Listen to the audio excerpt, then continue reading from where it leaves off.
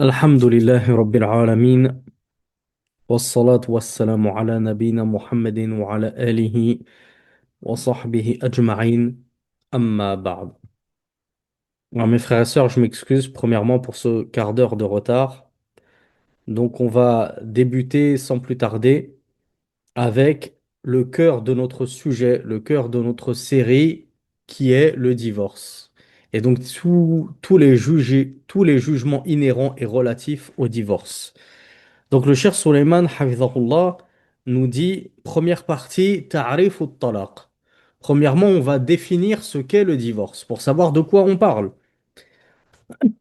Il nous dit, الطلاق في لغة العرب يأتي بمعنى الإرسال والتخلية وحل القيد. الطلاق de base, d'un point de vue linguistique, dans la langue arabe, ça signifie la libération. Libérer quelque chose, délier quelque chose, libérer les liens de sa bête qu'on aurait attaché à un poteau, par exemple. Yuqalu atlaqa daba.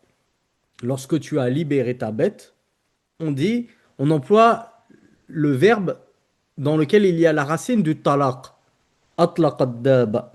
إذا خلاها وأرسلها وحل قيدها وفي الاصطلاح هو حل عقد النكاح بلا عوض. Mais dans le langage islamique, lorsqu'on parle de talaq, le cheikh nous dit, c'est le fait de délier le contrat de mariage sans, sans compensation. On va voir pourquoi le cheikh nous parle de compensation. Il nous dit, wa qawluna bila iwad, et notre parole, notre précision sans compensation, donc on va délier on va entre guillemets casser le contrat de mariage, on va libérer la, l'épouse, la conjointe, de tout lien marital, et cela sans compensation. Il nous dit, si on a précisé sans compensation, هو على المختار من أن الخلع ليس طلاقا. Certains d'entre vous pourraient se dire, ben, et dans ce cas-là, quand c'est la femme qui demande le divorce, n'a-t-on pas appris qu'elle doit rendre sa dot? Donc c'est bien une compensation, non? Comment vous répondriez éventuellement à cette question qui reste pertinente et judicieuse? Alors bravo, le divorce demandé par la femme, on l'appelle al-khula. Et le cher Suleiman, hafizahullah, il nous dit, et l'avis que nous avons choisi, c'est que le khula n'est pas un talaq. Le khula, lorsque c'est la femme qui demande le divorce et que le mari la divorce, c'est pas un divorce. On le verra plus tard, Inch'Allah, en temps et en heure, bi'idhnillah. Wa innama huwa faskhun. Le cheikh nous dit, nous, l'avis qu'on a retenu, c'est que le khul, c'est pas un talaq, c'est pas un divorce, c'est un fasr. C'est-à-dire, c'est une annulation du mariage. Et il y a une différence entre les deux, entre divorcer et annuler le mariage. وَلِذَا قُلْنَا بِلَا عِوَضْ احْتِرَازًا مِنْهُ. Et c'est pour ça qu'on a dit bila iwad, sans compensation. Parce que dans le khul, il y a une compensation. En échange de l'annulation du mariage, la femme va compenser sa liberté, entre guillemets, ou la retrouvaille de sa liberté, en restituant sa dot. Mais dans le divorce, la femme ne restitue pas sa dot. Lorsque son mari lui dit talaqtuki, ben, qu'il assume. Il n'a pas à lui demander de lui restituer sa dot. Donc ça, c'était pour qu'on sache de quoi on parle. On parle de libérer la femme de toute obligation maritale, de la libérer de tout lien avec le contrat de mariage, et ceci sans restitution ou sans compensation. Deuxièmement, hukm talaq. Deuxièmement, le jugement du talaq, le jugement du divorce. Alors c'est quoi son jugement au divorce?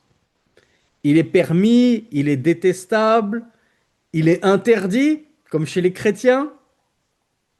Alors c'est Dhul Nourayn qui nous a apporté la bonne réponse.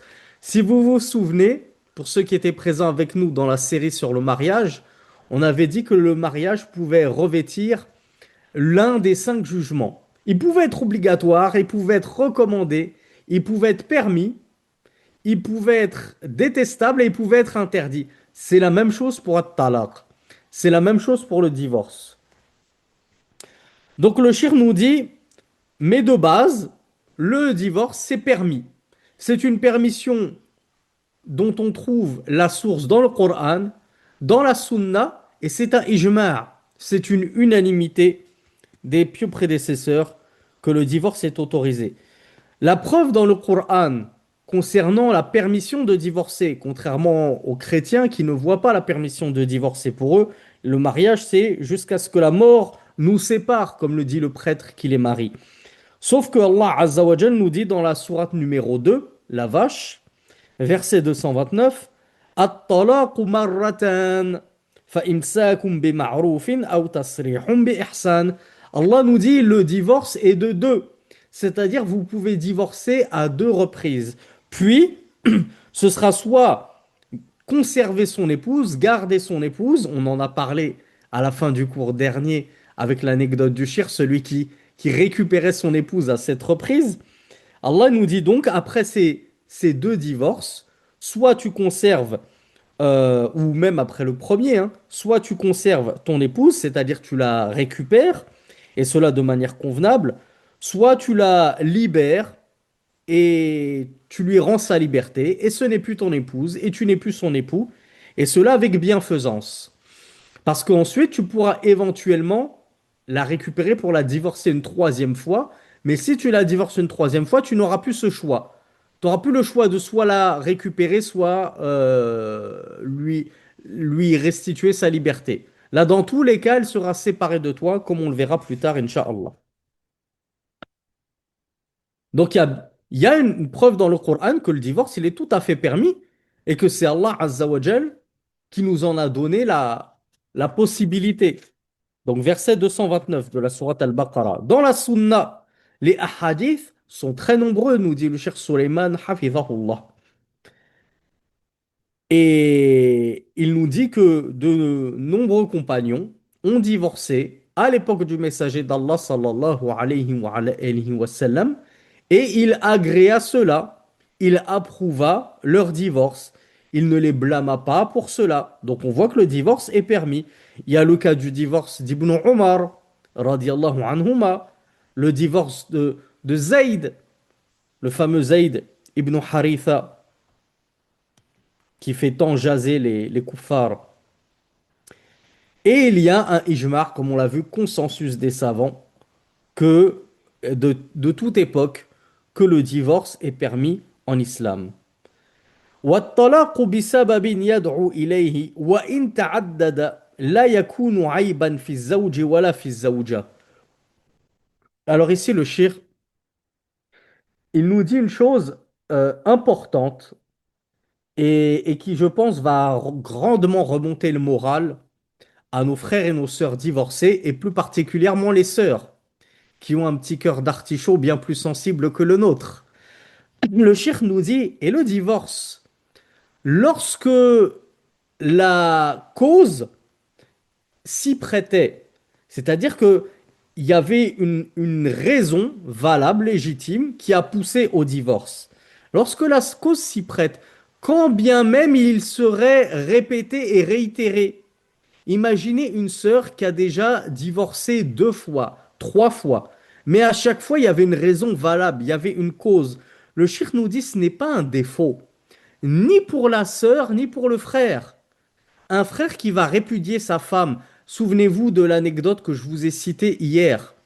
Le frère, il répudie sa femme parce qu'elle lui désobéit, elle ne tient pas sa parole, elle ne respecte pas les conditions de mariage, elle sort sans voile, donc à cause d'elle, il commence à sombrer dans la dayoufri, etc., etc.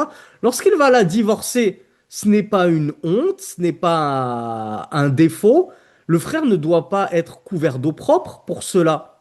Il ne doit pas se terrer dans une tanière parce qu'il a divorcé son épouse. Et l'épouse qui se ferait divorcer, par exemple, de son mari pour une raison valable. Imaginez que voilà le mari n'est plus religieux. Donc il ne la suit pas comme on l'a vu dans la semaine dernière. La sœur, elle progresse dans sa religion, mais le mari, lui, il ne suit pas. Donc la sœur, elle demande le divorce. Écoute, si j'en ai marre de stagner avec toi, voire de régresser, je préfère qu'on se sépare. C'est lorsque la raison, elle est légitime, ce n'est pas un défaut, ce n'est pas un blâme, ce n'est pas une honte de divorcer. Donc rassurez-vous, mes frères et mes sœurs, il n'y a pas de mal à divorcer lorsque le besoin et la cause s'en fait sentir. Wa in ta'addada, nous dit le shir. Quand bien même cela serait arrivé à plusieurs reprises. C'est pas parce qu'une sœur elle a été divorcée une fois, voire deux fois, voire trois fois, que ça en fait une sœur de, comment on appelle ça, une sœur de seconde main, un second choix, la quatrième, la cinquième roue du carrosse, celle dont et ça, il y a vraiment que les cas désespérés qui vont jeter un œil sur elle, pas du tout. Ça se trouve, la sœur, c'est une perle qui achète 10 fois toutes les femmes du pays réunies, mais la pauvre, elle est tombée sur de mauvais maris. Ou comme je vous le disais la semaine dernière, ça se trouve, la sœur, elle a épousé un homme qui n'était pas religieux parce qu'elle-même, elle n'était pas religieuse. Mais après, le caillou s'est transformé en diamant. Sa sœur, elle n'était pas spécialement pieuse, et puis tout d'un coup, Allah l'a touchée de sa grâce, elle est devenue très très pieuse.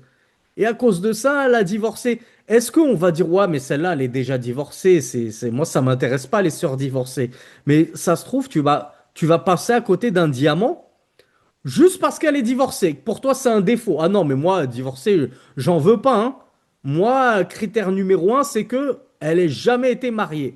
Alors que le prophète, sallallahu alayhi wa sallam, sa première épouse, euh, avait été divorcée deux fois, Khadija.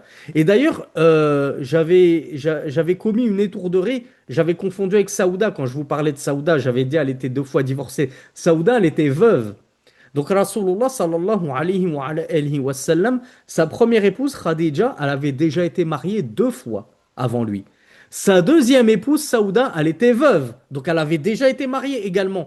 Est-ce il raisonnait comme certains d'entre nous? Ah non, mais si elle a été déjà mariée, elle a été gâchée. Moi, je touche pas aux femmes gâchées. Moi, je veux ma petite vierge, etc. C'est ça ton critère? On ne te dit pas que c'est que t'as pas le droit de poser ce critère-là. Qui plus est lorsqu'on est jeune, etc. Mais c'est bête de passer à côté de diamants, à côté de perles, pour ce seul critère-là. Tu peux passer à côté de véritables joyaux. Et c'est pareil pour les hommes. C'est pas parce qu'un homme a déjà divorcé son épouse, même une fois, même s'il a divorcé deux épouses, même s'il a divorcé trois épouses, que ça veut dire forcément qu'il y a anguille sous roche. Il est pas net celui-là. Celui-là, il nous cache quelque chose. Mais si c'était des causes légiférées, imaginez sa première épouse, du jour au lendemain, elle a décidé de plus porter le djilbab. Elle s'est fait engrainer par les influenceuses TikTokeuses. Hop, elle a retiré le djilbab. Lui, il veut pas être un dayout, il divorce son épouse. Deuxième épouse, elle abandonne la prière. On ne sait pas quelle mouche l'a piqué. Après 2 ans de mariage, elle abandonne la prière parce qu'elle a trop écouté Ismaël Mounir. Troisième épouse, pour une raison valable également. Est-ce que l'homme est imputable du moindre blâme? Est-ce qu'il est fautif? Est-ce qu'il est responsable? Non. Ça fait pas de lui un homme de second choix, un homme dont il faut se méfier, etc. Ce qu'on regarde, c'est pour quelle cause? Pour quelle cause tu as divorcé? Pour quelle cause tu as été divorcé? Voilà pourquoi le shir nous dit إذا دعا إليه السبب. Lorsque la cause a l'appel au divorce, et donc que le divorce a été entériné, c'est pas un défaut. C'est pas problématique. Donc le cheikh nous disait ولو طلقت مرة أو مرتين أو ثلاثا إذا كان ذلك بسبب دعاها إلى طلب الطلاق أو بغير سبب منها فإن ذلك لا يعد عيبا فيها. Le cheikh nous dit quand bien même la sœur elle aurait demandé le divorce une première fois d'un premier homme. Elle l'aurait demandé de deux hommes. Deux fois, elle a demandé le divorce. Elle l'aurait demandé trois fois le divorce de trois hommes différents. Le shir nous dit tant qu'il y avait une réponse, une raison qui l'a poussée à cela, ou bien qu'elle s'est faite divorcer sans raison. Si la sœur, elle est innocente, elle est juste tombée sur des mauvaises personnes qui ont le divorce très facile. Elle s'est fait répudier comme ça sans raison valable. Est-ce que c'est elle qui a un problème? Est-ce que elle est fautive? Est-ce qu'il faut se méfier d'une telle sœur? Non. Le shirk nous dit absolument pas. Donc faut arrêter de voir le mal partout dans le divorce. Et le shirk nous dit, والقاعدة كما قلت, أن الجائز شرعا إذا بني على سببه لا يعد فاعله معيبا. Le cheikh nous dit, il y a une règle qu'on vous a déjà apprise, c'est que ce qui est autorisé religieusement, lorsque il est la conséquence de sa cause, lorsque cette chose autorisée, elle émane d'une cause légiférée et d'une cause donc autorisée elle-même, alors l'auteur de cette chose-là, permise, n'est pas blâmable et n'est pas à blâmer. وقد ذكر العلماء أن الأحكام التكليفية الخمسة تجري على الطلاق. Et les savants ont évoqué que les 5 jugements de fiqh pouvaient s'appliquer au talaq, au divorce. Donc je pense pas qu'on aura le temps de voir les 5 types de divorce, l'autorisé, l'obligatoire, etc. Mais on va essayer de pousser le plus possible, Inch'Allah. Donc, premièrement, on va traiter du talaq wajib. On va les faire dans l'ordre. Parmi les jugements, le plus haut jugement, c'est l'obligation. À votre avis, mes frères et mes sœurs, à- dans quel cas de figure le divorce pourrait être obligatoire? Regarde, on va voir les quatre cas de figure. Il y a eu plein de bonnes réponses. Il y en a plein qui ont mis le doigt sur l'un de ces 4 cas de figure. Le cheikh nous dit, premier cas de figure. Alors, yajibu ala zawji an yutalliqa fil halati al-atiya, pardon, al-halatul ula. Il est obligatoire que le mari répudie sa femme. C'est ça que ça veut dire répudier, ça veut dire divorcer. Donc, il est obligatoire que le mari répudie sa femme dans l'un des cas suivants. Premier cas, al-ila. Qui d'entre vous sait ce que c'est que al-ila? C'est un point de fiqh difficile qu'on a tendance à ne jamais entendre. On n'entend pas les prédicateurs en parler, encore moins le jour du vendredi. Et on l'étudiera, bi'idhnillah. Peut-être pas dans cette série, mais dans la prochaine, Inch'Allah. Alors, il y a un frère qui me dit le Dieu. J'ai pas dit al-ilah. Ah, le ha, en arabe, il s'entend, il n'est pas muet, il a toute son importance. Al-ilahu. C'est quoi l'ilahu? C'est le fait de dire à ton épouse, alors bravo à Aïcha qui le connaît, de dire je ne te toucherai pas, je ne te touche plus. Et on verra en fait le mari, il a que 4 mois pour ça.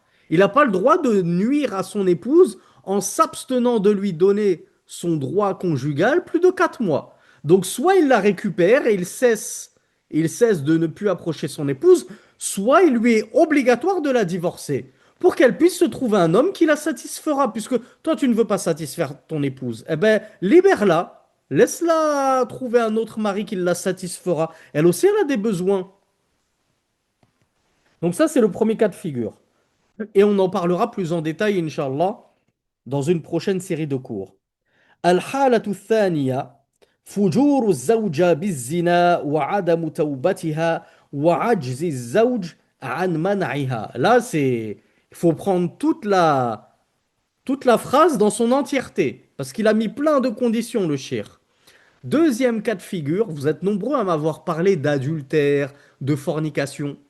Mais peu d'entre vous ont été aussi pointilleux et méticuleux que le shir. Le shir nous dit, c'est la turpitude de l'épouse par la zina, par la fornication, ou l'adultère, bien sûr. Un adultère, c'est une fornication, alors qu'on a déjà connu le mariage, qu'on soit toujours marié ou qu'on ne le soit plus. C'est ça qu'en islam, on vise par l'adultère qui mérite la lapidation. Si tu n'as jamais connu le mariage, alors c'est pas un adultère qui mérite la lapidation, c'est une fornication qui méritera les coups de fouet. Nous, c'est comme ça qu'on fait la différence en islam. Donc une fornicatrice, mais c'est pas tout. Il faut qu'elle refuse de faire taouba. Ah là, c'est une condition importante. Une fornicatrice, ta femme fornique, et elle veut pas faire taouba, elle veut pas se repentir de cela. Elle aime trop ça, elle aime trop les boîtes de nuit et ensuite finir chez n'importe qui. Et en plus de cela, autre condition, toi, tu n'as pas la capacité de l'empêcher. Prenez l'exemple des frères qui sont encore coincés en terre de Koufr, notamment la France. La France, c'est pas le pays des droits de l'homme, vous êtes au courant, j'espère. C'est le pays des droits de la femme. Voilà pourquoi moi je vous dis toujours, le mariage civil, fuyez-le comme la peste en France. Allez vous marier dans les terres d'islam civilement. Parce qu'une fois que vous aurez la corde au cou devant le maire, s'il y a un divorce, c'est la femme qui va tout prendre. Les femmes, elles sont là, oui, mais nous, on a besoin, oui, mais nous, on a besoin de protéger nos droits. Et nous, les hommes, on n'a pas aussi besoin de protéger nos droits. Quand on a des enfants et que la femme, elle prend les enfants et elle s'en va, et que l'État, il donne toujours raison aux épouses, quand est-ce que les frères, ils prennent leurs droits, eux? Ils n'ont pas le droit de voir leurs enfants? Donc la France, elle a un système des plus iniques et injustes. Elle donne toujours tout à l'épouse.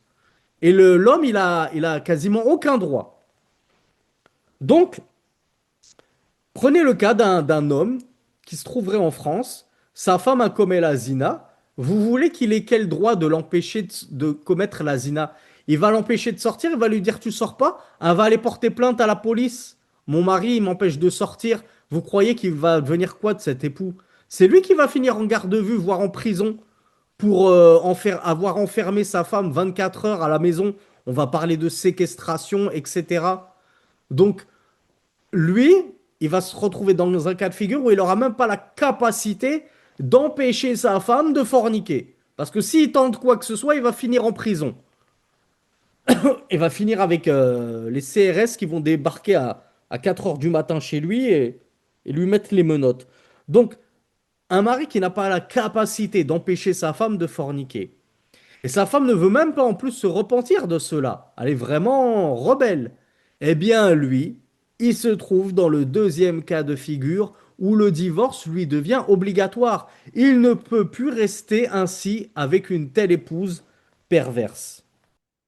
Allah effectivement nous dit dans la sourate La Lumière, An-Nur, verset 3, الزاني لا ينكح إلا زانية أو مشركة والزانية لا ينكحها إلا زان أو مشرك وحرم ذلك على المؤمنين. Allah Azza wa Jal nous dit, le fornicateur n'épouse qu'une fornicatrice ou une associatrice. Et la fornicatrice n'épousera qu'un fornicateur ou un associateur. Et cela est défendu entre les musulmans, pardon, et cela est défendu aux croyants. Les croyants ne peuvent pas épouser de fornicatrice. Les croyantes ne peuvent pas épouser de fornicateurs. Alors on va voir ceux qui cogitent très vite.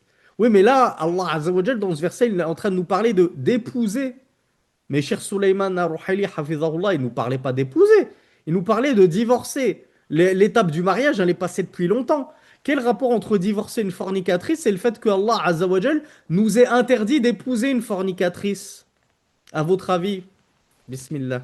Premièrement, le cheikh nous dit, l'exégèse correcte, selon l'avis le plus correct des savants, de ce verset, c'est que l'homme chaste, donc qui lui ne s'adonne pas à la fornication, il lui est interdit d'épouser une fornicatrice qui est connue pour sa fornication.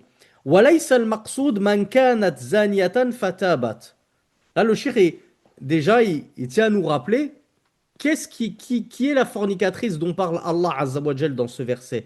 C'est celle qui s'adonne à la fornication et qui ne s'en repent pas. Donc elle est toujours fornicatrice. Ça veut dire qu'une sœur qui forniquerait et qui ensuite fait taouba, qui s'en repent, elle n'est pas concernée par le verset. Et le mari n'est certainement pas dans l'obligation de répudier son épouse parce qu'elle l'a trompé, même 3 fois. Tant qu'elle s'en est repentie, tu n'es pas obligé de la divorcer. C'est pour ça que certains m'avaient dit, on est obligé de divorcer lorsque la femme a forniqué. C'est pas aussi simple que ça. C'est pas direct. C'est pas une obligation. Là, vous êtes en train de compliquer la vie de beaucoup de couples. Malheureusement, aujourd'hui, la fornication s'est énormément démocratisée. Donc, c'est pas toute fornication qui mène obligatoirement au divorce obligatoire. Donc, déjà, le cher tient à nous rappeler ce verset-là, que déjà, on n'a pas le droit d'épouser une fornicatrice, mais qui d'entre nous serait encore marié en 2025, en 1447? Illa man rahimahullah, wa rahimahallah. Sauf celui et celle à qui Allah aurait fait miséricorde. Vous en connaissez encore beaucoup, des jeunes de 25 ans, pour ne même pas dire 30 ans, qui sont toujours vierges. Ils n'ont jamais connu la fornication. Ben, si on devait n'épouser que quelqu'un qui s'est préservé, qui a préservé sa virginité jusqu'au mariage, on n'aurait pas beaucoup de mariages, même dans notre Ummah. C'est triste, mais on en reçoit des commentaires, des témoignages. Donc, à partir du moment où la personne s'est repentie, comme nous le dit le shir, fa inna ta'iba mina dhanbi kaman la dhanba lah. Ça, c'est très connu. Ça découle d'un hadith authentique. Celui qui se repent d'un péché est tel celui qui n'a pas péché. Le fornicateur, la fornicatrice, à partir du moment où il a rempli les conditions de validité du repentir, il a été sincère, il a regretté son acte, il est résolu à ne plus jamais retomber dedans, il a cessé immédiatement de s'adonner à la fornication, Allah lui pardonne. Et donc, il est mariable, elle est épousable. C'est pas, ça y est, c'est terminé pour elle. Elle pourra plus jamais être épousée par un musulman, un croyant. Elle devra se marier avec un associateur ou un fornicateur comme elle. Non. Donc, at-tawba tajubbu ma qablaha, comme l'a dit Rasulullah. Le repentir, il efface ce qui s'est passé avant lui. Mais ce qui est voulu, c'est que الرجل العفيف يحرم زواجه بالزانية ويحرم تزويجه منها والمرأة العفيفة يحرم أن تتزوج بالرجل زان ويحرم تزويجها منه وإنما ينكح الزانية زان. Donc le cheikh nous dit ce qui est voulu, c'est que l'homme chaste ne doit pas épouser une femme qui continue de s'adonner à la fornication. Elle ne s'en est toujours pas repentie. Et il ne convient pas de marier un tel homme chaste à une telle femme non chaste, non pudique. Et vice-versa. Il ne convient pas que la femme chaste épouse un homme qui s'adonne actuellement à la fornication sans s'en être repenti. Ou bien il l'a pratiqué par le passé, mais il ne s'en est toujours pas repenti. Donc il est toujours considéré comme fornicateur il ne regrette pas son acte. Donc il pourrait récidiver. Donc il ne convient pas de marier une telle sœur pieuse, chaste, à un tel frère impudique. Donc, قال العلماء وجه الدلالة من هذه الآية على وجوب الطلاق في حال فجور الزوجة بالزنا وعدم توبتها وعجز الزوج عن منعها عن هذا الفعل أنه إذا كان العفيف يحرم عليه أن يتزوج زانية فكذلك يحرم عليه أن يستديم زواجها ولأن في إمساك المرأة مع هذه الحالة القبيحة دياثة ولا يدخل الجنة ديوث ولما في إمساكها من خلط الأنساب وإلحاق العار بالزوج وأهله وذريته. Donc là, les savants ont expliqué pourquoi est-ce que le divorce devient obligatoire lorsque mon épouse devient une fornicatrice notoire. C'est-à-dire, elle refuse de s'en repentir. Et moi, j'ai pas les moyens, les capacités de l'empêcher de forniquer.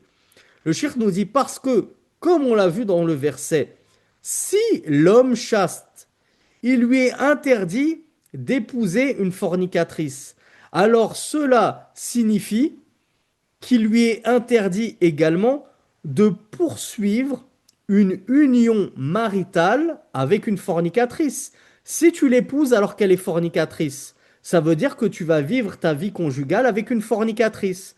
Donc en réalité, interdire à un homme chaste d'épouser une fornicatrice, c'est également interdire à un homme chaste de poursuivre sa vie maritale avec une femme qui serait devenue fornicatrice.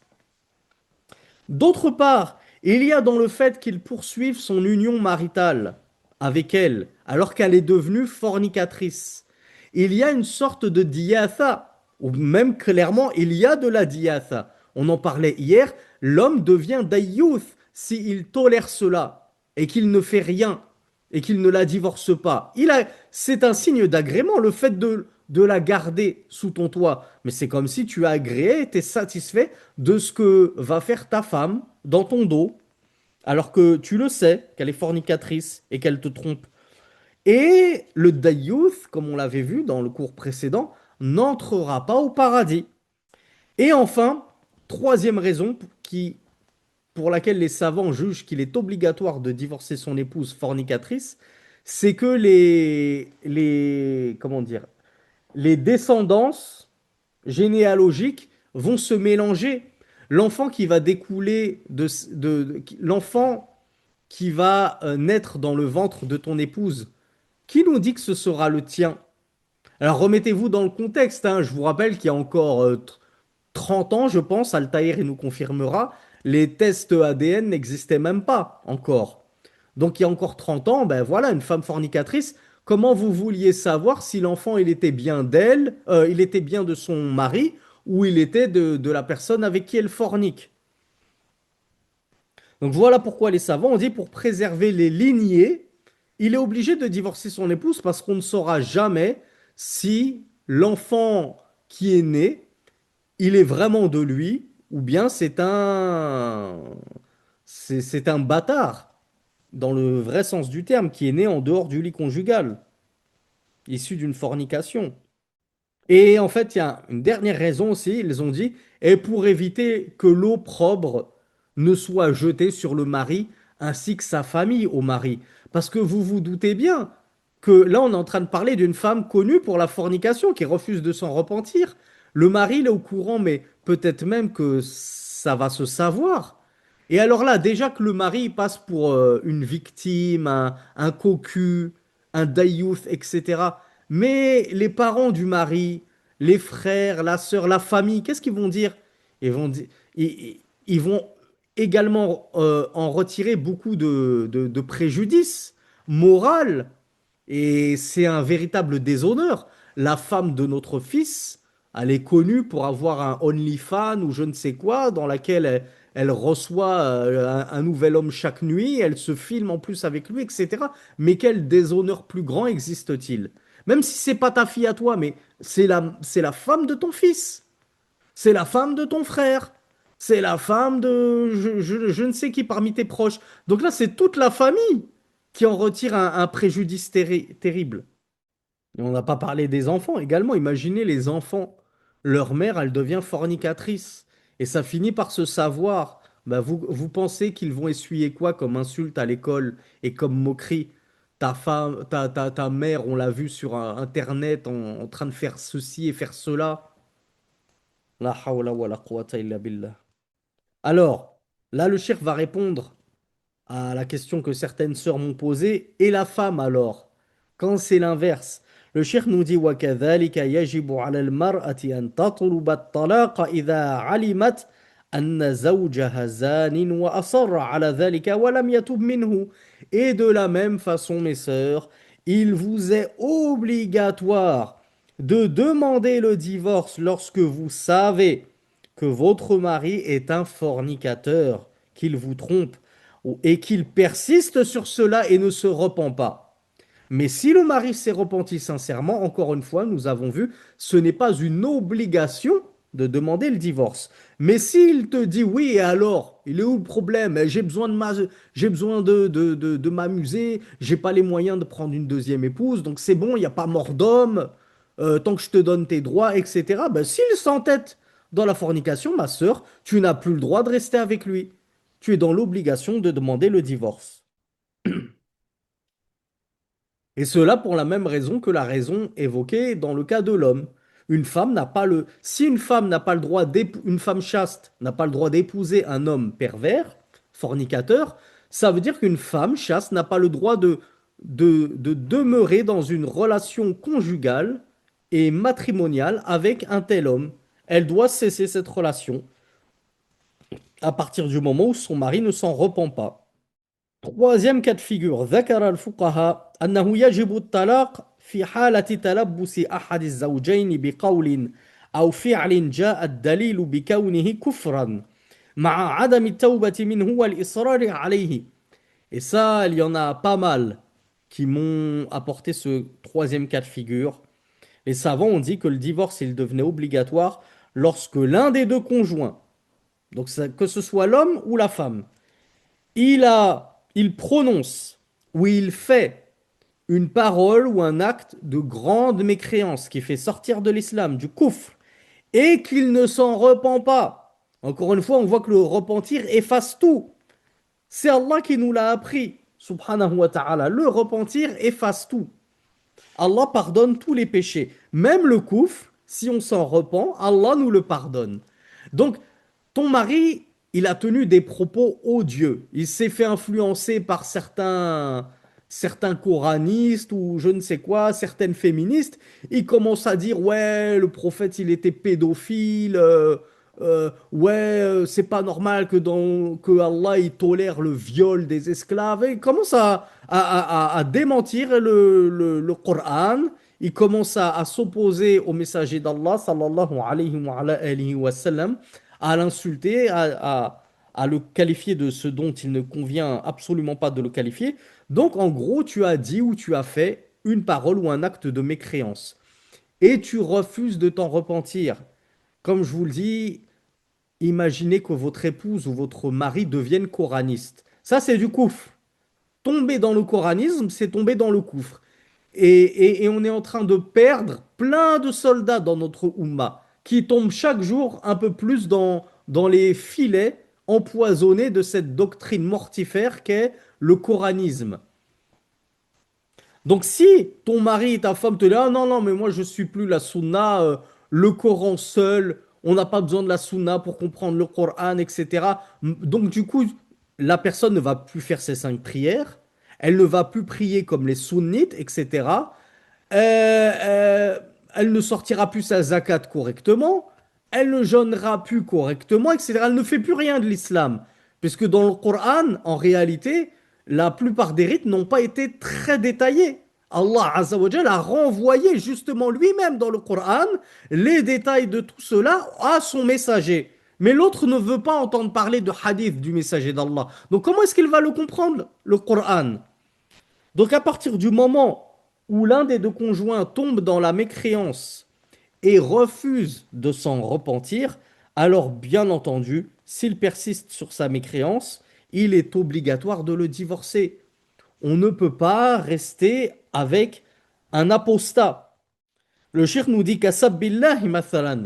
Imaginez-vous, ton mari, ta femme, insulte Allah et refuse de s'en repentir.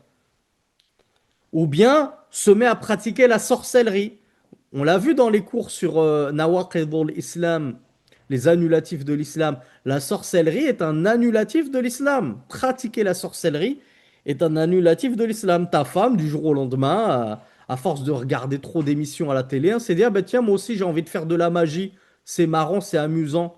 Je vais commencer à tester la magie. Et elle commence à ramener des shayatines à la maison, à faire de la magie noire. Elle est devenue mécréante. Et toi, tu ne peux plus rester avec elle. Bien sûr, tu la conseilles, tu patientes, tu lui fais entendre raison, comme on l'a vu dans les cours précédents. Mais si elle refuse de se repentir de sa mécréance, eh ben toi, tu es obligé de la divorcer. Pareil pour la sœur dont le, le mari aurait décidé soudainement de devenir marabout. Ah, j'ai décidé de devenir marabout, ça paye bien. Je vais devenir magnétiseur, ça paye bien, etc. Et la personne commence à travailler avec les djinns, à faire de la magie, etc. La sœur est obligée de demander le divorce avec une telle personne, s'il ne s'en repent pas. Et bien entendu, le shirk est de l'avis que l'abandon de la prière est de la mécréance. Du coup, celui qui abandonne la prière, le shirk nous dit, tu ne peux pas rester avec lui ou avec elle. Tu patientes, elle ne veut toujours pas entendre raison. Elle insiste, non, mais c'est bon, c'est pas obligatoire. J'ai entendu que dans les 4 écoles, si c'était juste par flemme, c'est bon, etc. Moi, je suis pas convaincu de cet avis-là. Donc, j'estime que tu es mécréante, donc je peux plus rester avec toi. Je suis obligé de te divorcer. Et enfin, dernier cas de figure qu'évoque le shir, ذكر بعض الفقهاء أنه يجب الطلاق في حالة إهمال الواجبات الشرعية وارتكاب المحرمات بحيث يصبح ذلك ديدنا غالبا إذا لم ينفع في الزجر عن ذلك الوعظ والتأديب. Et le cheikh a longuement parlé de ce quatrième cas de figure. Euh, je ne sais pas si on va peut-être devoir déborder pour le voir en entier, parce qu'il fait 2 pages, hein. Et vous êtes nombreux à me l'avoir soulevé, ce quatrième point. Le fait que l'épouse ou l'époux commence à négliger ses obligations religieuses ou à prendre de grandes libertés avec les interdits religieux. Donc en gros, la personne devient un gros pervers, une grosse perverse, dans le sens islamique du terme. Un pervers en islam, c'est quelqu'un qui commet un péché majeur et qui ne s'en repent pas. Donc, Cheikh nous dit, et ça va devenir une habitude chez elle. C'est pas elle est tombée, ton épouse elle est tombée dans un péché majeur. Non, ça devient une habitude. Elle le pratique de manière récurrente, voire même elle en pratique plusieurs. Ou alors, elle commet un péché majeur et dans le même temps, elle abandonne une obligation religieuse, comme le voile par exemple. Donc ça devient une habitude chez elle ou chez lui. Et les rappels n'ont pas porté leurs fruits. Toujours, on fait d'abord le rappel, on ne se précipite pas à divorcer dès que ma conjointe, mon conjoint est tombé dans une erreur, aussi grave soit-elle cette erreur. Même s'il est tombé dans une kabira, un péché majeur, on patiente, on adresse le bon conseil, on fait l'exhortation, etc. Si rien, rien ne marche, et cela ne porte pas ses fruits. Alors, il y a des savants qui estiment que dans ce quatrième cas de figure, il est obligatoire pour toi de divorcer ton conjoint, qui s'obstine dans son manque cruel de religiosité. Ma ma'na hadhihi al-hala. Donc le cheikh va détailler ce quatrième point. Parce qu'on va le voir, le cheikh ne le partage pas forcément. Il nous dit, les savants ont dit إذا كانت الزوجة تترك الواجبات الشرعية كأن تترك الصيام مثلا ونحو ذلك أو تفعل المحرمات بحيث أصبح ذلك غالبا عليها وديدنا لها فوعظها الزوج وذكرها وزجرها ومع ذلك أصرت على ترك الواجبات وفعل المحرمات قال بعض الفقهاء هنا وسأبين رأيي إن شاء الله يجب على الزوج أن يطلقها. Le cheikh nous dit, les fuqaha, les jurisconsultes ont évoqué que si l'épouse abandonne, et bien sûr vice-versa, hein, si l'épouse abandonne des obligations religieuses, comme par exemple le jeûne, ça y est, elle en a marre du jeûne, c'est trop dur, maintenant le jeûne c'est en été, etc. Moi je jeûne plus, c'est trop compliqué. Quand c'était en hiver ça allait, mais maintenant non, je jeûne plus. Donc elle abandonne comme ça des obligations religieuses où elle se met à tomber dans des interdits majeurs. Je vous le dis, comme le fait qu'elle refuse de se voiler. Elle sort maintenant jupe, décolleté, etc. Parfumée, maquillée, la totale. Et elle va persister là-dessus, ça devient une habitude. Hein, c'est pas la fauter une fois et elle regrette, etc. Non, ça y est. Comme on dit, elle a pris la confiance et elle en a fait une habitude de vie. Le mari l'a conseillé, l'a exhorté, mais ça ne porte pas ses fruits. Elle s'obstine. Alors certains savants ont vu qu'il était obligatoire dans un tel cas de figure au mari de la répudier. وَكَذَلِكَ الْعَكْسُ. Et l'inverse est vrai. Un mari qui prend ses libertés comme ça dans les obligations religieuses, il délaisse le jeûne, il paye plus sa zakat. Ah non, moi je sors. Non, non, mais tu sais bien qu'il faut qu'on économise pour nous acheter notre pavillon. Si je sors 2 000 € de zakat chaque année, comment on va s'acheter notre pavillon? Et il se permet de tomber dans des grands péchés, et ça devient une habitude, ici à coutume, il n'y voit même plus le mal. Les exhortations rentrent dans une oreille, sortent par l'autre. La sœur est obligée de divorcer, de demander le divorce à son mari pour une telle raison, selon certains savants, nous dit le cheikh. Et je vous ai dit, le cheikh, en fait, il n'est pas de cet avis-là, que c'est une obligation. Lui, il verra que c'est recommandé, mais c'est pas une obligation de demander le divorce dans un tel cas de figure. Alors, comment les savants ont justifié leur avis? C'est un avis fort quand même. Tu es obligé de divorcer ton épouse si elle commence à faire preuve de manque de religiosité, de scrupules religieux. Ils ont avancé trois arguments.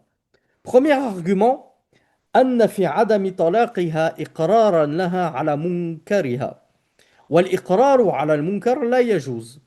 Premier argument, dans le fait de ne pas la divorcer et de continuer à rester avec une telle perverse, eh bien, il y a une sorte d'approbation de sa turpitude.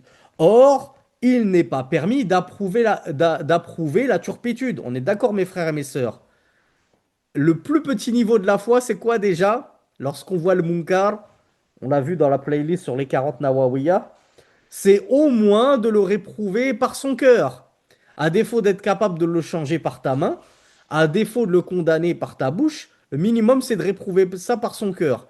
Comment tu prétends que tu réprouves ça par ton cœur, mais tu continues à rester époux ou épouse avec une telle personne? Comme ça, tous les jours, tu continues à lui faire des câlins, à manger avec elle, et alors qu'elle repose sur une telle turpitude. Donc les savants voient que le fait de continuer à vivre avec une telle personne, une union maritale, c'est une certaine forme d'approbation, d'agrément de sa turpitude. Or, il n'est pas concevable en islam de tolérer la turpitude, de l'agréer. C'est absolument interdit.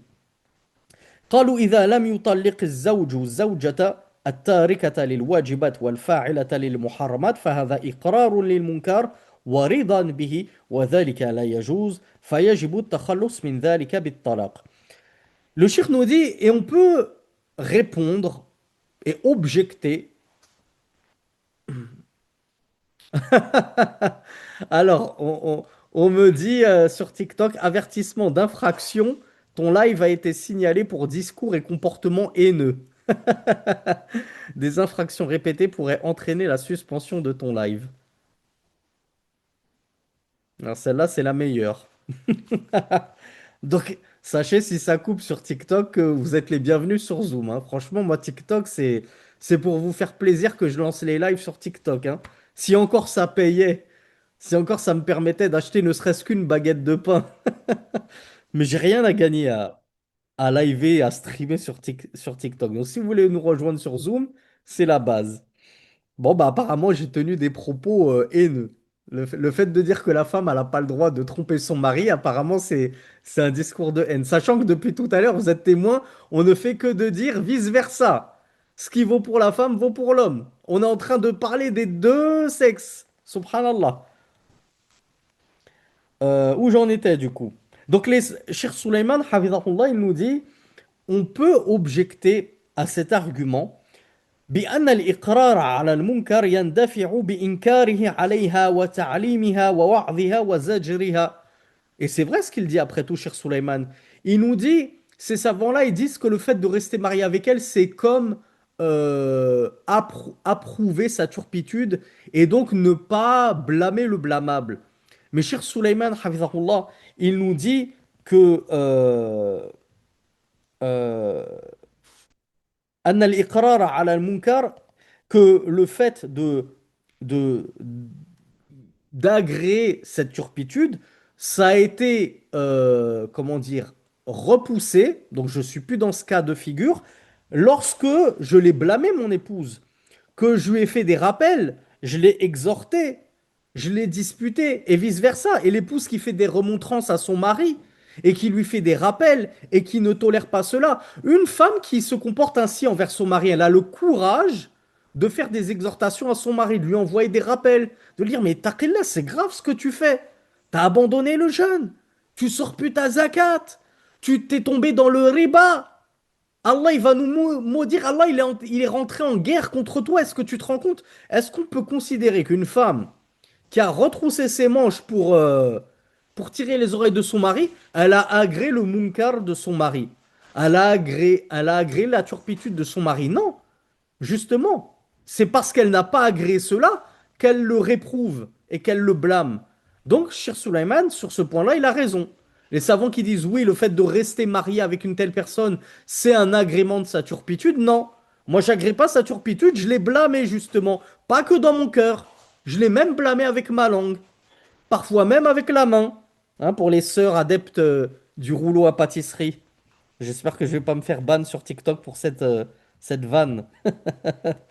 On va dire que que je prône la violence conjugale. Alors, deuxième argument en faveur de ceux qui considèrent que le divorce, il est obligatoire dans un tel cas de figure. بأن هذا قد يؤثر في الطرف الآخر. Ça, par contre, c'est vrai. Ça, c'est indéniable. Illa man rahimahullah. Sauf celui à qui Allah Azza wa Jalla a fait miséricorde. Et ils disent, une personne perverse, un va influencer son conjoint. Un va, comment on appelle ça? Il y a une expression. Elle va déteindre sur son conjoint. elle va le tirer vers le bas, comme on le rappelle toujours, que ça vienne de l'homme comme de la femme. On a tendance à dire que la femme, c'est une éponge, elle prend tout du mari, mais moi, j'en connais personnellement. Et j'en suis sûr que vous aussi, vous connaissez des maris qui ont, sur lesquels la mauvaise religion de la femme a déteint. Et elle a fini par les tirer vers le bas avec elle. Et donc, il y a des maris qui ont été impactés par la perversion de leurs épouses et ils ont fini par eux-mêmes se relâcher religieusement parlant.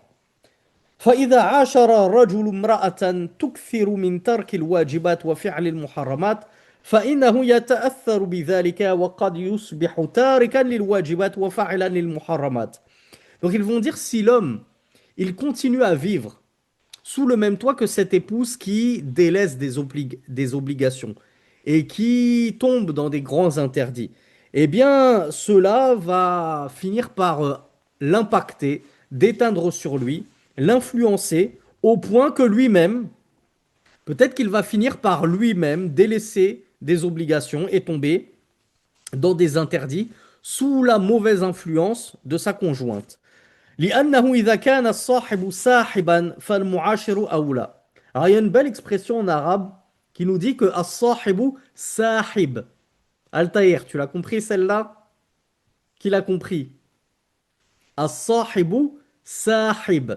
Le premier c'est avec un sad, le deuxième c'est avec un sin. As-sahibu, le compagnon, yashubuka, il t'attire. Donc le compagnon, c'est quelqu'un qui va t'attirer. D'ailleurs, le prophète sallallahu alayhi wa sallam n'a-t-il pas dit Al-mar'u ala dini khalilihi.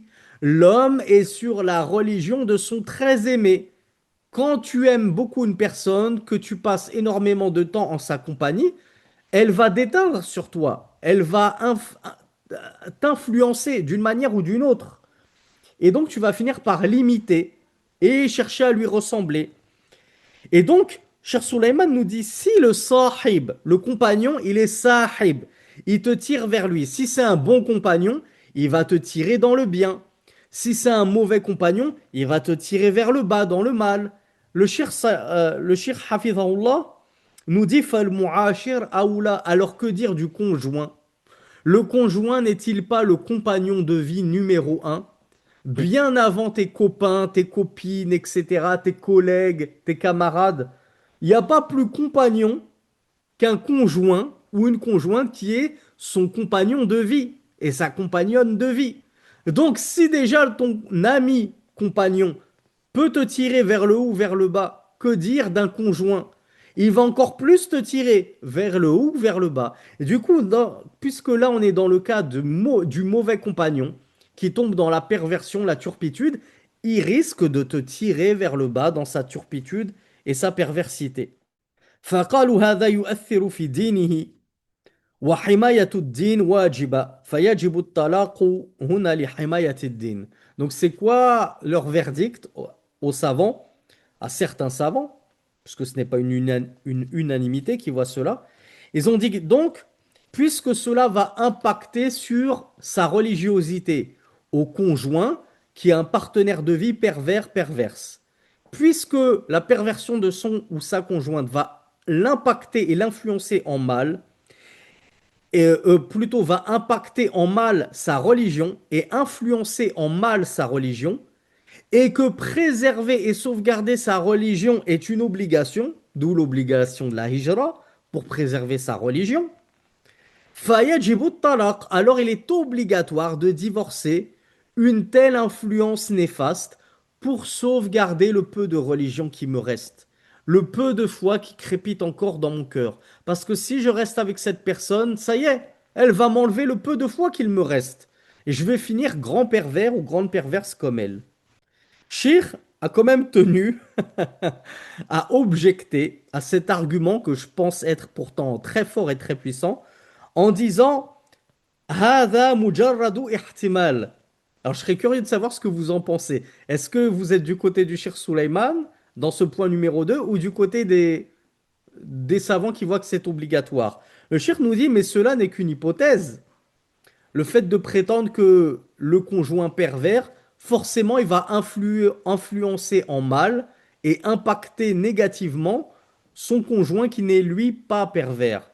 Shir nous dit c'est juste, ihtimal, c'est une hypothèse. Ça se trouve oui et ça se trouve non. يعني يمكن أن يتأثر ويمكن دفعه بطرق أخرى غير الطلاق. Et le shir nous dit oui, c'est vrai, il peut être influencé et impacté, mais il peut aussi repousser cette mauvaise influence par d'autres moyens que le divorce. Donc, je ne sais pas ce que vous en pensez. Est-ce que vous êtes plus de l'avis du Cheikh Suleiman? Moi, j'avoue que là, pour le coup, je le rejoins pas parce que j'ai eu trop de témoignages. Je vous le disais hier, hein, ou avant-hier, on est une génération où les gens sont très fragiles psychologiquement. C'est rare de trouver un musulman qui va plus chez le psychologue, hein, qui va pas, qui va plus chez des thérapeutes. J'ai besoin de parler, j'ai besoin de vider mon sac, etc. Maintenant, le Coran ne suffit plus à un grand nombre de personnes de notre Ummah. Là où les salafus salih, ils puisaient les réponses à toutes leurs questions et les solutions à tous leurs problèmes, même problèmes de cœur dans le Coran, dans la parole d'Allah, maintenant, non, il faut qu'on prenne 4 5 6 séances chez la psy pour vider son sac, se sentir mieux. Donc, rester avec une telle personne, au vu de la faiblesse de foi et la faiblesse psychologique de notre génération, il vaut mieux éviter les frais le plus tôt possible. Et enfin, dernier argument avancé par les savants, quant à l'obligation de divorcer un conjoint, une conjointe grande perverse, et quand on parle de perversion, c'est pas juste la fornication, on a vu, c'est voilà, qui se laisse aller dans les grands interdits, qui abandonne des obligations, etc. Et ça devient une habitude. Ils disent أن هذا قد يؤثر على الأولاد فيصبح الأولاد تاركين للواجبات فاعلين للمحرمات متأثرين بهذا الطرف. C'est un point qui ressemble beaucoup au précédent et ils disent, ils peuvent répondre au cher Suleiman, bon, tu dis que toi t'es pas impacté, t'es pas influencé parce que tu as la foi, tu as étudié les trois fondements, les quatre règles, les six fondements, etc. Toi t'es intouchable. On peut pas t'avoir, on peut pas te tirer vers le bas. Admettons, mais et tes enfants? Tu vas me dire, oui, mais j'ai pas encore d'enfants. Mais tu vas en avoir, Inch'Allah. C'est la base de faire des enfants, non? On se marie, c'est une des premières raisons pour lesquelles on se marie, avoir des enfants. On l'a vu dans le séminaire sur le mariage. Donc les savants disent, mais ce mauvais conjoint, il va impacter en mal les enfants. Il va mal les éduquer. Il va les influencer même sans rien faire. Vous savez que les enfants, c'est des éponges. Ils voient leur papa et leur maman fumer. Quand bien même le papa et la maman ils disaient attention à nous on fume mais toi fume pas hein. On t'interdit de fumer. Vous pensez que les enfants ils respectent l'interdit? Tu vois ton père et ta mère fumer tous les jours. Quel enfant respecte cet interdit? C'est très très rare. Tu vois ton père écouter de la musique, ta mère elle écoute de la musique, mais tu dis à tes enfants attention à la musique c'est haram, écoutez pas ça les enfants. Et tu crois vraiment qu'ils vont s'en abstenir alors qu'ils voient leurs parents, les enfants c'est des éponges. Je vois mon père faire une chose, ben, je fais comme lui.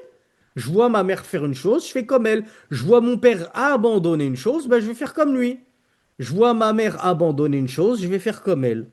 Donc les savants nous disent, ça va influencer les enfants. Ce mauvais conjoint, il va tirer tes enfants vers le bas, religieusement parlant. Ils vont être très influencés par sa perversion et sa turpitude. Mais cher Suleiman a trouvé à redire à cela. ويمكن أن يجاب عن هذا الوجه بما أجيب به عن الوجه الثاني. Donc le cheikh nous dit ويمكن أن يقال أيضا إن التأثير على الولد سيبقى حتى مع الطلاق. Alors est-ce que vous êtes d'accord avec ce troisième argument qu'ont dit les savants? Ça va impacter les enfants, donc il faut que tu divorces. Donc, tu es obligé de divorcer. Mais regardez, là, pour une fois, cette fois-ci, je rejoins le shir. Le shir, il nous dit, oui, mais si tu divorces, c'est ce que nous dit Altaïr, il y a souvent la garde partagée, n'est-ce pas? Ou si c'est pas la garde partagée, c'est pas une garde exclusive. à un moment, le conjoint, il va pouvoir voir son enfant tous les week-ends, à chaque vacances scolaires, etc. On est d'accord. Et tout le reste de l'année, certes, c'est l'autre conjoint qui les a. Mais dans tous les cas, il y aura, les enfants, ils vont être, comment on appelle ça? Dispatchés. Je suis désolé du mot, il est horrible. Je parle de colis Amazon. Ils vont être confiés tantôt chez le papa, tantôt chez la maman. D'accord? Donc le shirk nous dit, oui, mais dans ce cas-là, même après le divorce, ça va perdurer ce souci-là. C'est pas parce que tu auras divorcé ton épouse que les enfants ils vont plus être influencés par cette mauvaise mère qui a de mauvaises mœurs, qui tombe dans des grands interdits, qui délaisse les obligations, des choses comme ça. Et pareil, si c'est la femme qui a demandé le divorce parce que le papa, il part complètement en cacahuète. Eh bien, le fait que la femme ait réussi à obtenir le divorce, oui, mais quand il va aller récupérer toutes les vacances scolaires, est-ce que parce que tu as divorcé, ça va empêcher les enfants d'être influencés par les mauvaises mœurs de ce papa? Quand ils vont le voir pendant toutes les vacances scolaires en train de fumer, en train de fréquenter les filles, en train de regarder des choses dégoûtantes à la télé, en train d'écouter de la musique, etc., bah, ils vont être impactés. Donc là, je suis d'accord avec le shir. Concernant ce troisième argument, le divorce n'est pas la solution, n'est pas forcément la solution, parce que ce problème-là perdurera malgré le divorce. Le cheikh nous dit لأن الطلاق لن يخرج الأم عن كونها أمًا ولن يخرج الأب عن كونه أبًا. Le divorce n'ôtera jamais le fait que la mère sera toujours la mère de ses enfants. Et le père sera toujours le père de ses enfants. Et donc, ils seront amenés à côtoyer, à voir leur père et leur mère, et à prendre exemple sur leur père et leur mère. وَالَّذِي يَظْهَرُ لِي. Et le cheikh nous dit, mais et ce qui m'apparaît, quant à moi, أنه إذا لم تنفع المعالجة بالوعظ والتذكير والتعليم والزجر فإنه يستحب للزوج أن يطلق إذا كان الإهمال للواجبات وفعل المحرمات من الزوجة ويستحب للزوجة أن تطلب الطلاق إذا كان الإهمال للواجبات وفعل المحرمات من الزوج أما الوجوب وتأثيم من لم يفعل فالأوجه فالأوجه المذكورة في الحقيقة لا ترتقي إلى القول بالوجوب. Alors, cher Suleiman, ici, il nous partage son avis. Il me dit, mais ce qu'il m'apparaît de plus probant, c'est-à-dire le rajih, c'est que dans un tel cas de figure, on est, je rappelle, dans la quatrième situation, lorsque l'un des deux conjoints manque clairement de religion et ne veut pas s'en repentir, ne veut pas se réformer.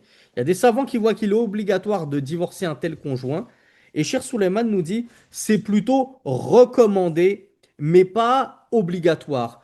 Parce que, dans un sens, le shir, son avis se tient et il a son poids. Pourquoi? Parce que si on dit il est obligatoire de divorcer une telle personne, qu'est-ce que ça sous-entend si tu ne le fais pas? Que tu ne divorces pas un tel conjoint. Alors je salue Ryan sur TikTok. C'est très, très rare que j'arrive à lire des commentaires sur TikTok, puisque je suis toujours concentré sur Zoom. Et il me dit, je regarde tes vidéos depuis que j'ai 11 ans et j'ai 16 ans. Allahumma barik Ryan. Qu'Allah fasse de toi un pieux et un futur grand étudiant en sciences, grand prédicateur qui fera beaucoup de bien à notre Ummah. Et qu'Allah accorde son agrément à tes deux parents. J'espère qu'ils sont fiers de toi. Alors, il y a Inès qui m'a apporté la bonne réponse, Abou Ayan également. Ah bon, en fait, vous étiez nombreux. J'ai été distrait par mon petit frère Ryan. Vous étiez nombreux à m'avoir apporté les bonnes réponses. Le shir nous dit, si on dit que c'est un wajib, c'est une obligation de divorcer, bah si tu ne le fais pas, ça veut dire que tu n'as pas accompli une obligation. Ne pas accomplir une obligation, c'est quoi? C'est un péché. Donc, ça voudrait dire que si tu ne divorces pas ce ou cette grande perverse pervers, tu es dans le péché. Au final, c'est toi qui prends des péchés à cause des péchés de ton conjoint. Et ça, c'est un jugement qui n'est pas sans conséquence. C'est lourd. C'est lourd de dire à un frère, à une sœur, t'es dans le péché parce que t'as pas divorcé ce pervers, cette perverse. Voilà pourquoi Cheikh me dit, moi, il m'apparaît que c'est plutôt recommandé de divorcer une telle personne, Mais on va pas lui dire qu'elle est dans l'obligation de divorcer son conjoint ou sa conjointe pour cette quatrième raison qui est le fait qu'elle commette des grands péchés ou qu'elle manque à certaines grandes obligations, comme le jeûne. Hein. Le cheikh n'y est pas allé de main morte. Il a carrément parlé du jeûne. La prière, non. Le cheikh, il voit que la prière, elle, c'est une obligation qui, si tu la délaisses, te fait sortir de l'islam. Donc là, on n'est plus dans le quatrième point. Donc on va s'arrêter là, subhanallah, quand je vous disais qu'on allait essayer de pousser le plus possible, on n'a fait que le premier jugement quant au divorce, qui est le jugement de son obligation.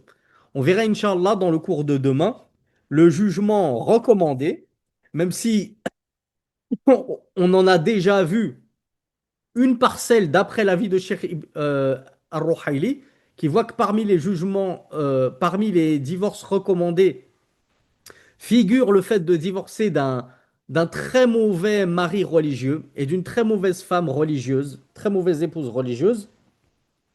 On verra d'autres cas de figure où le divorce est recommandé. Et je pense que demain, Inch'Allah, on aura l'occasion de terminer les quatre autres jugements, c'est-à-dire le divorce autorisé, le divorce détestable et le divorce interdit, Inch'Allah ta'ala.